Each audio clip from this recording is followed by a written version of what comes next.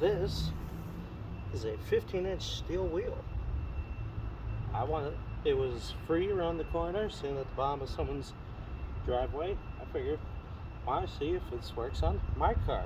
Because I don't know if this is Ford, Chevy, what pattern, so let's find out.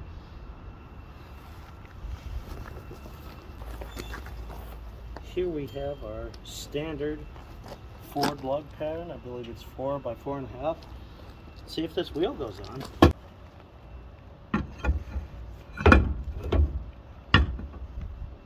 Oh. Nope. Nope, not the right size at all.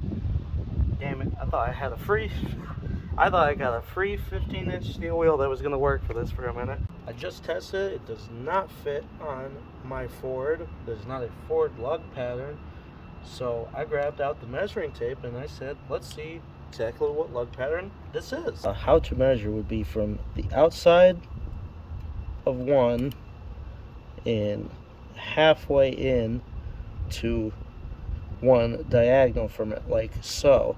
After remeasuring it, it's not 5 by 5, it's 5 by 4.75.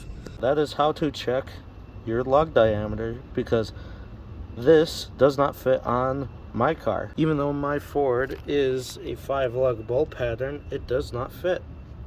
This right here is a 19 OW 86 Pontiac Firebird.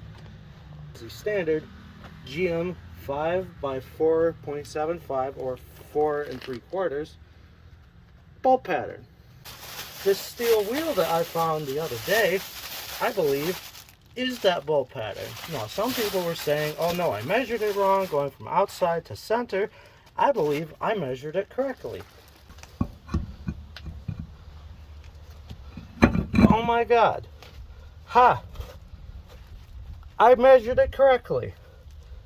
4.75, 5 by 4 3/4.